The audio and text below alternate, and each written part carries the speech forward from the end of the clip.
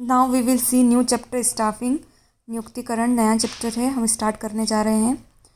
आप सब ने जो है फंक्शन ऑफ मैनेजमेंट पढ़े थे। मैंने फर्स्ट चैप्टर में आपको फंक्शन ऑफ मैनेजमेंट बताए थे। तो सबसे पहला फंक्शन मैनेजमेंट का क्या था? प्लानिंग था। देन जो था हमारा ऑर्गेनाइजिंग था।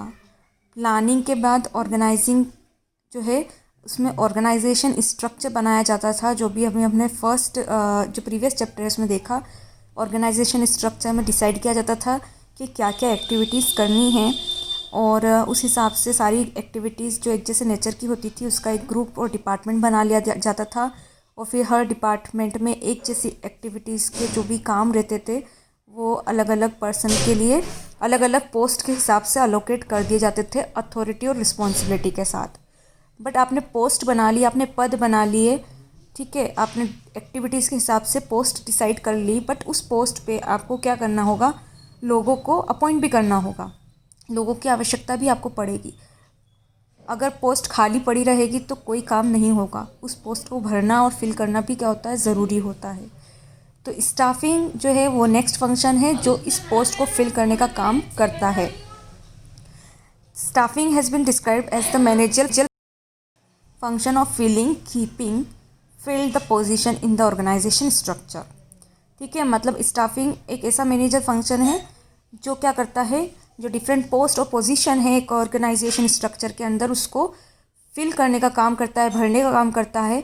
और साथ में ये भी कोशिश करता है कि जो पोजीशन और जो पोस्ट भरी गई है लोगों द्वारा उनको अपॉइंट करके वो भरी रहे। लोग जो है ऑर्गेनाइजेशन को छोड़ के ना जाए, उनको इतना कंफर्टेबल बना दिया जाए कि वो अपने काम करने में जो है कोई दिक्कत महसूस ना करे। This is achieved by first of all identifying requirement of the workforce, followed by recruitment, selection, placement, promotion, appraisal and development of personnel to fill the roles designed into the organization structure। ठीक है, इसकी staffing जो है एक बहुत बड़ा function है। Staffing का मतलब सिर्फ ये नहीं है कि आप लोगों को जो है अलग अलग पोस्ट पे क्या करो, अपॉइंट करो, बल्कि ये स्टार्ट होती है रिक्वायरमेंट जो है वर्कफोर्स की उसको डिटरमाइन करने के साथ। So first of all the assessment of how much people are required in the organization, that assessment are made on the basis of the position in the organizational structure and उसके बाद क्या होता है, जैसे पता करते हैं कि कितने इतने लोगों की आवश्यकता है क्योंकि इतनी पोस्ट, इतने पद जो है रिक्त है, तो उस पर इतने लोगों की क्या है आवश्यकता है, इसका पहले पता लगाया जाता है। उसके बाद भर्ती की जाती है। भर्ती मतलब होता है रिक्रूटमेंट और भर्ती। ये एक ऐसी प्रोसेस होती है जिसके अंदर लोगों को जो कि जिनकी क्वालिफ़िकेशन और जिनकी जो एजुकेशन है वो जिस काम के लिए हम ढूंढ रहे हैं उसके हिसाब से है, तो ऐसे लोगों को क्या किया जाता है? मोटिवेट किया जाता है कि वो आके हमारी संस्था या बिज़नेस में क्या करे, इंटरव्यू दे और अप्लाई करे जॉब के लिए। तो रिक्रूटमेंट एक ऐसी प्रोसेस है जिसके अंदर जो भी प्रोस्पेक्ट कैंडिडेट्स होते हैं उनको ढूंढा जाता है। कैंडिडेट्स को जो है ढूंढा जाता है, उनको इनवाइट किया जाता है कि वो आके जॉब के लिए क्या करे, अप्लाई करे। उसके बाद चयन, सिलेक्शन होता है। तो आप सभी को पता है सिलेक्शन क्या होता है। सिलेक्शन मतलब सिलेक्ट करना एम्प्लॉय को। तो जब सिलेक्ट किया जाता है तो अलग अलग इंटरव्यू लिए जाते हैं। बहुत से हर चयन प्रक्रिया अलग अलग होती है। तो किसी चयन प्रक्रिया में मेडिकल टेस्ट भी होते हैं, ग्रुप डिस्कशन भी होते हैं। किसी चयन प्रक्रिया में सीधे पर्सनल इंटरव्यू हो जाते हैं। तो इसकी एक बहुत लंबी प्रक्रिया होती है जो इस चैप्टर में हम आगे पढ़ेंगे। सिलेक्ट करने के बाद जो है प्रशिक्षण और विकास के लिए उनको ट्रेनिंग दी जाती है, मतलब प्रशिक्षण दिया जाता है उन्हें उनके विकास के लिए। तो जो भी काम उनको करना है उस काम को कैसे करना है, सही तरीके से कैसे वो कार्य किया जाएगा, उसके लिए उन्हें ट्रेनिंग प्रोवाइड की जाती है। तो उसके बाद अगर उनका काम अच्छा होता है तो उनकी प्रमोशन, ट्रांसफ़र और ये सब चीज़ें भी जो है स्टाफिंग के अंदर ही आते हैं, पदोन्नति वगैरह।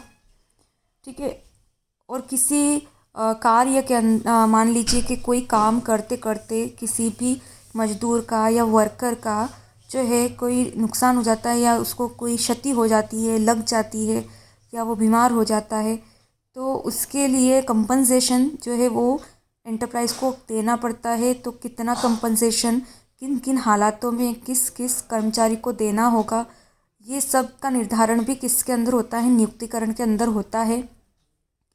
और साथ में कौन सा कर्मचारी कैसा कार्य कर रहा है, उसके कार्य का जो आकलन है, उसका जो परफॉर्मेंस है वो कैसा है, तो परफॉर्मेंस इवैल्यूएशन जो होता है वो भी स्टाफिंग के अंदर ही आता है। सो in staffing first of all the manpower requirement are assessed, then recruitment selection is done, training is provided, all the other function like demotion, promotion, transfer of the employee are also included under the staffing. Besides this, the compensation to an employee and his performance evaluation is also done under the staffing process. तो ये हमने नियुक्तिकरण और staffing देख ली। अब आगे हम ये देखते हैं कि ह्यूमन रिसोर्स डिपार्टमेंट और क्या होता है और उसका क्या कार्य होता है। मानव संसाधन जो विभाग होता है वो क्या होता है और उसका क्या क्या कार्य होता है, वो अब नेक्स्ट टॉपिक हम देखते हैं। So as we have seen in staffing include determination of the manpower requirement, then searching of the employees to apply for the job, then selecting them, giving them training, giving them promotion, and giving them compensation and their placement and appointment all comes under the staffing. In the small business, a manager can perform all this work, but when the business size increases or when the business expand, if the company have many branches, then a single manager can't perform all this task. So in that case, human resource management is required. HRM is required, या हम बोल सकते हैं मानव संसाधन प्रबंधन की आवश्यकता होती है।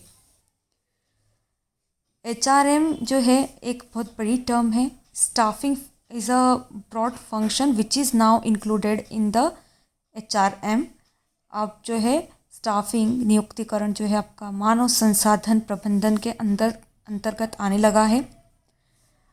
जैसे जैसे बिजनेस की साइज़ बढ़ती है तो एक अलग से डिपार्टमेंट और एक अलग प्रबंध की आवश्यकता होती है, इसलिए एक अलग डिपार्टमेंट बना दिया जाता है जिसे हम बोलते हैं ह्यूमन रिसोर्स डिपार्टमेंट, मानव संसाधन विभाग, जो कि मानव संसाधन का प्रबंध करता है, ह्यूमन रिसोर्स का मैनेजमेंट करता है।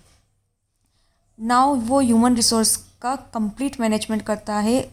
क्या क्या कार्य वो जो है मानव संसाधनों को संभालने के लिए, मैनेज करने के लिए, प्रबंध करने के लिए करता है, वो कार्य अब हम आगे देखेंगे।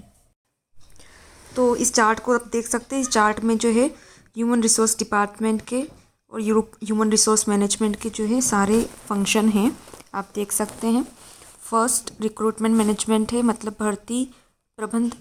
इसमें जो है कैसे कैंडिडेट्स को जो है सर्च करना है, कहाँ से सर्च करना है, एजुकेशनल इंस्टीट्यूशन से सर्च करना है या जो है सेमिनार के थ्रू जो है उनको इनवाइट करना है to apply for the job, या एडवर्टाइजमेंट के थ्रू उनको सर्च करना है, ये सब जो है देखा जाता है।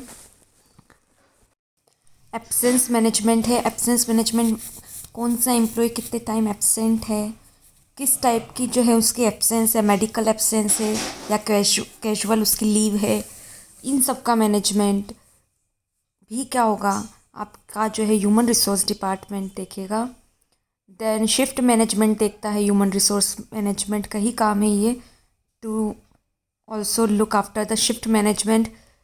कंपनी में जो है कई शिफ्टों में काम होता है, कई बार कुछ कंपनियों में 24 घंटे काम होता है, तो किस शिफ्ट में किस एम्प्लॉय को बुलाना है और कितने घंटे की शिफ्ट होगी, कितना टाइम पीरियड होगा for the interval and lunch, तो ये सब भी जो है इसका मैनेजमेंट भी जो होगा वो कौन देखेगा, ह्यूमन रिसोर्स मैनेजमेंट जो है वो देखेगा, ह्यूमन रिसोर्स डिपार्टमेंट देखेगा। आपका जो है पेरोल मैनेजमेंट भी ह्यूमन रिसोर्स मैनेजमेंट के अंदर आता है। ह्यूमन रिसोर्स मैनेजमेंट ही इन चीज़ों को मैनेज करता है कि जो है employees according to qualification what amount should be given to the employee as a salary, कितना सैलरी के रूप में देना चाहिए उनकी क्वालिफ़िकेशन के हिसाब से, सैलरी भी बेसिक सैलरी कितनी देना चाहिए, एक्स्ट्रा बोनसेस कितने देना चाहिए, और जो है रिवॉर्ड के रूप में क्या चीज़ देना चाहिए। अगर किसी जो है मान लीजिए कि किसी का जो परफॉर्मेंस है वो अच्छा है तो उसे क्या रिवॉर्ड देना चाहिए, परफॉर्मेंस मैनेजमेंट जिसे हम बोलते हैं जो दे रखा है ऊपर चार्ट में, ये भी जो है HRM ही देखता है। परफॉर्मेंस मैनेजमेंट में कई कंपनियां और कई इंस्टीट्यूशन ऐसे होते हैं जो एम्प्लॉय के रिकॉग्निशन के लिए सर्टिफिकेट्स बनाते हैं, कोई जो है मेडल रखते हैं, सिल्वर मेडल, गोल्डन मेडल। तो जो भी एम्प्लॉय जैसा काम करता है उस हिसाब से उसको मेडल मिलता है। एनुअली या मंथली मेडल जो है वो जो भी पॉलिसी होती है वो भी HRM डिसाइड करता है। इसके सिवा जो एम्प्लॉय मैनेजमेंट है वो भी, इसके अंदर जो भी कंप्लेन होती है एम्प्लॉयज़ की या कुछ शिकायत है एम्प्लॉयज़ की, तो उन सबको मैनेज करने का काम भी ह्यूमन रिसोर्स डिपार्टमेंट मानव संसाधन प्रबंधन करता है। उनके जो है सुरक्षा का, उन जो जिस काम जहाँ वो काम कर रहे हैं वहाँ की कंडीशन कैसी है, वहाँ का जो है सराउंडिंग कैसी है, साफ़ है या नहीं है, और उन्हें कार्य करने के लिए जो है कोई दिक्कतें तो नहीं आ रही है, इन सब का मैनेजमेंट भी आपका मानव संसाधन विभाग ही देखता है। इसके सिवा कंपनसेशन, अगर किसी एम्प्लॉय जो है उसको कार्यस्थल पर कोई चोट आ जाती है तो उसका कंपनसेशन कैसे करना है, कितना करना है, ये सब के जो प्रोसीजर है वह भी मानव संसाधन प्रबंध ही देखता है। साथ में भर्ती के लिए जब वो व्यक्तियों की खोज करता है तो सामने वाले व्यक्ति को जॉब के बारे में डिस्क्रिप्शन जो है वो बताना होता है कि किस प्रकार की जॉब है और उसमें क्या क्या कार्य होंगे। इस जॉब डिस्क्रिप्शन को तैयार करने का काम भी ह्यूमन रिसोर्स मैनेजमेंट का, मानव संसाधन प्रबंधन का ही होता है। तो अभी हमने देखे meaning of staffing and meaning of human resource management, हमने दोनों के जो है अर्थ देख लिए हैं।